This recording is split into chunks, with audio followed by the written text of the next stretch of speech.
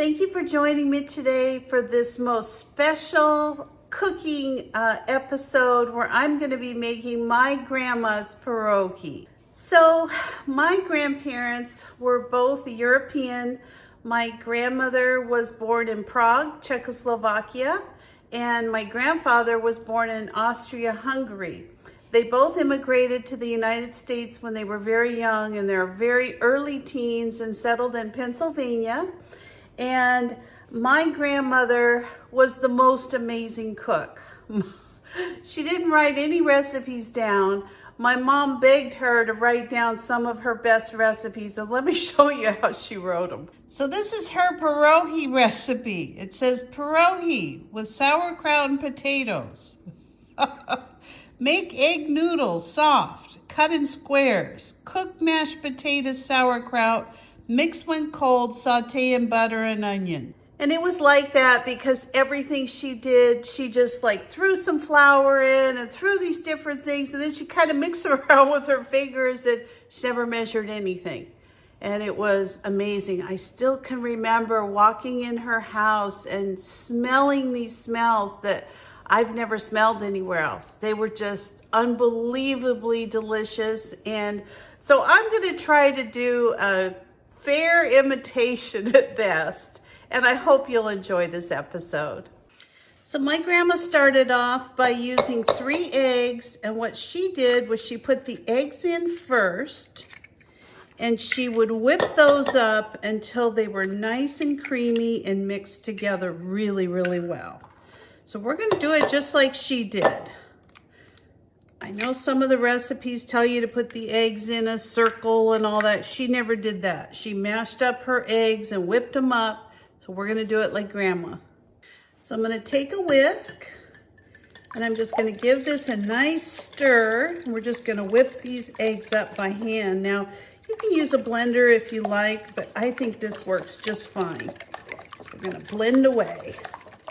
Okay, this looks pretty darn good. So to this, we're gonna add a tablespoon of water. Just regular old tap water will do. And we're gonna add a teaspoon of oil.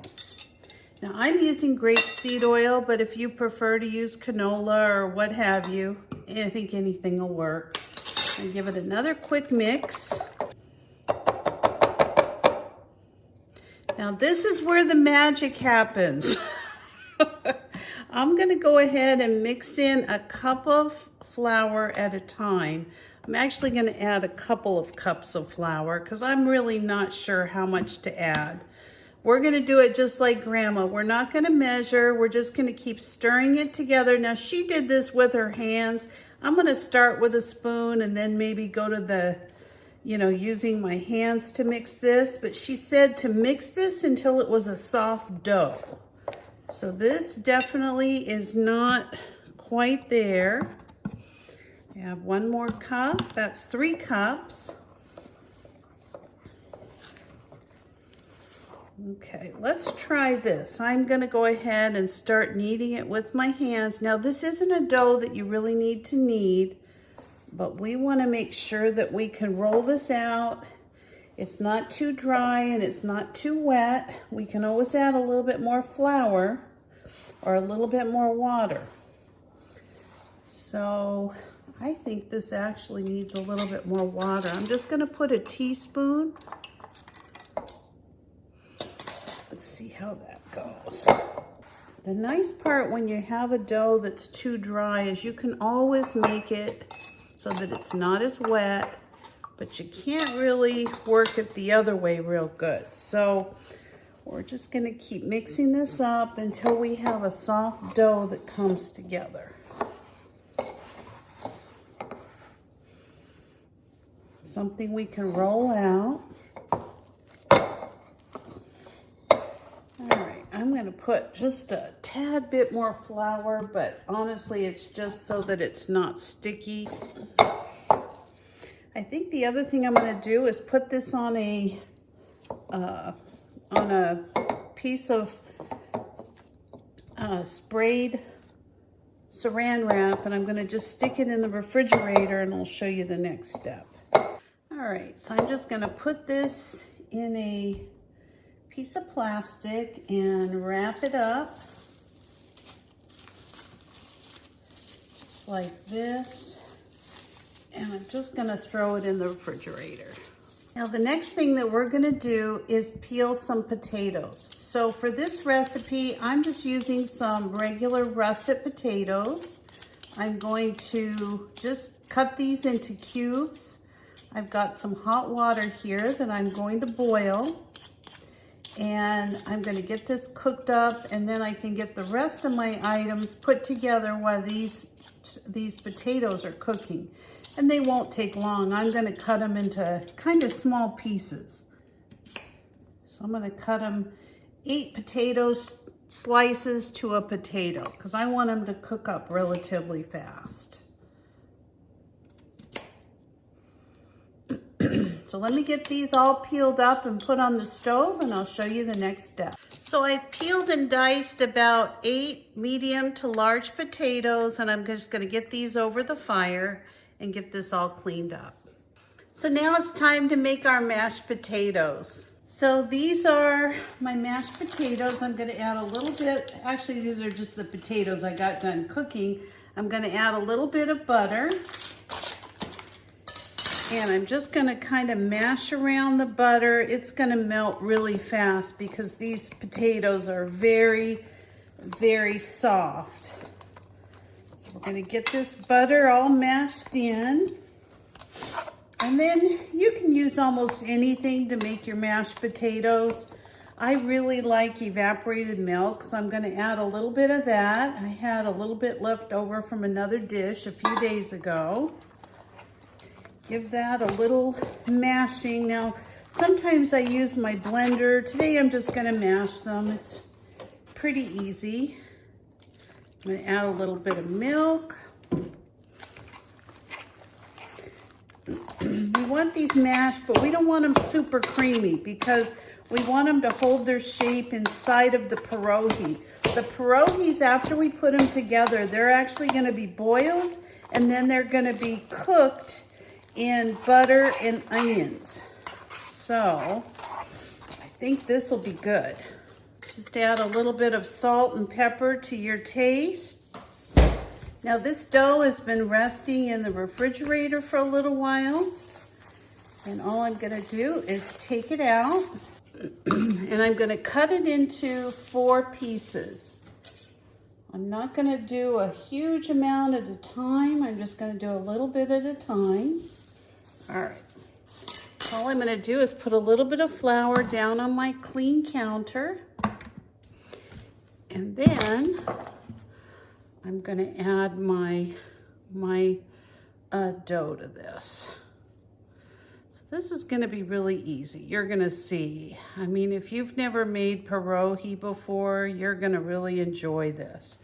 So we're just going to kind of break it down a little bit, and we're gonna roll it out. It's gonna take a little bit to roll this out because we did have it in the refrigerator, so it's a little bit cold, but it'll get going here in just a minute, and you'll see it's a really nice dough.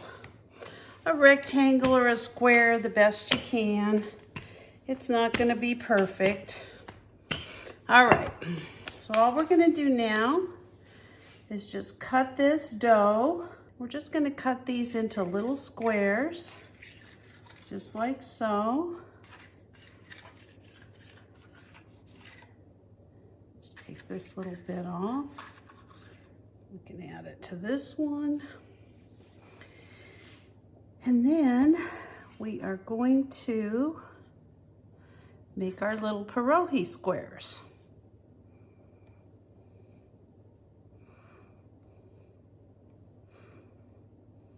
So I'm just gonna take these uneven edges and just kind of mix them together with this piece of dough. And here we have several little pierogis. So let me show you how we get these put together. So I'm gonna put a little bit of cheese on my pierogi dough. Now we're going to take a little bit of mashed potato and put it on each one of the cheeses.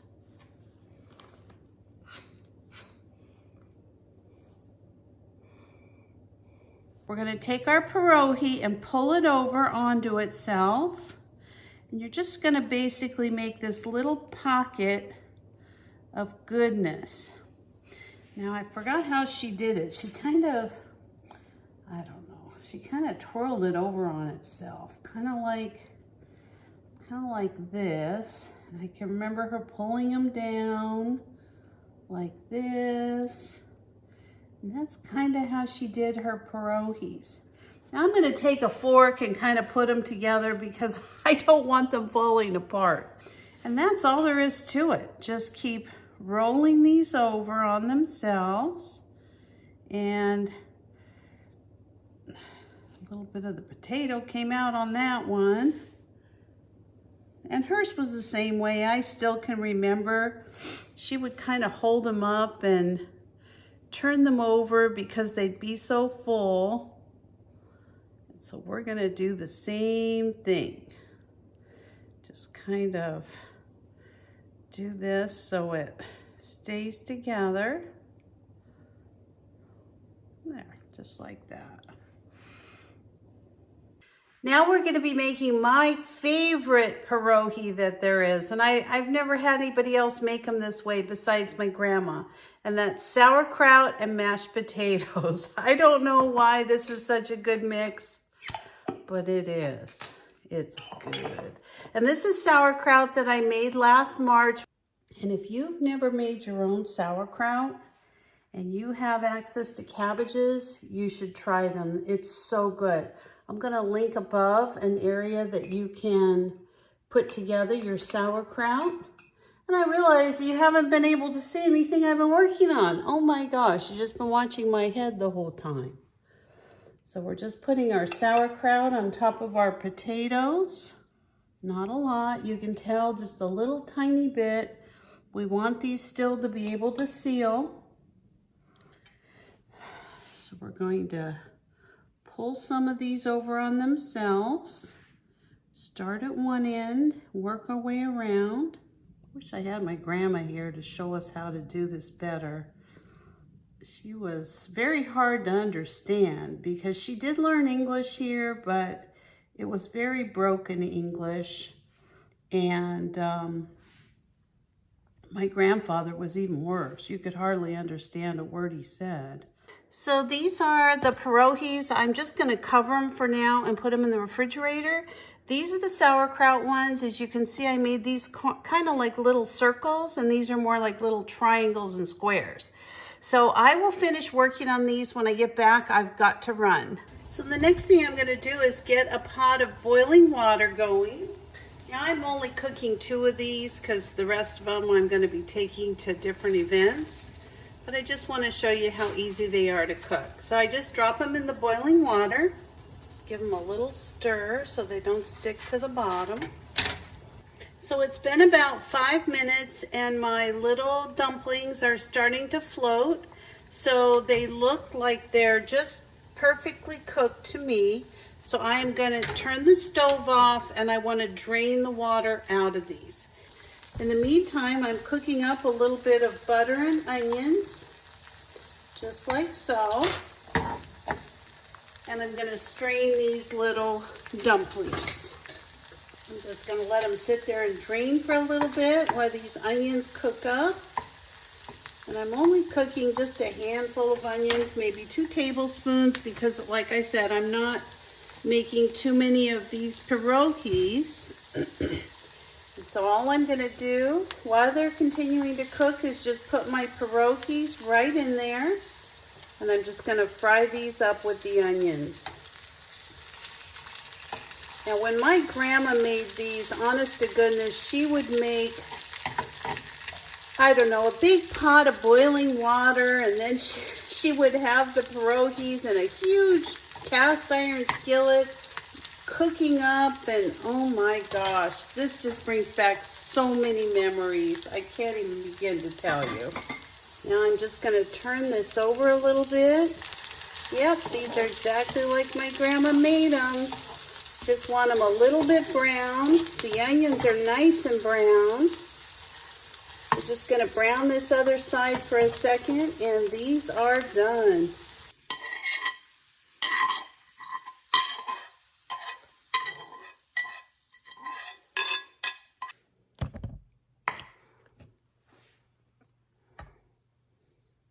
All right, we're gonna give these delicious pierogies a taste.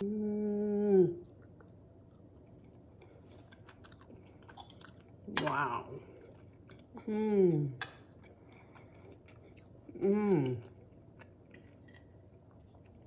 flooded with memories.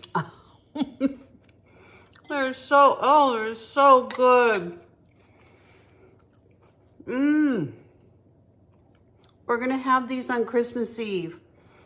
If you've never made them, give them a try. They're not that difficult. I know I said they were because I was in the middle of it.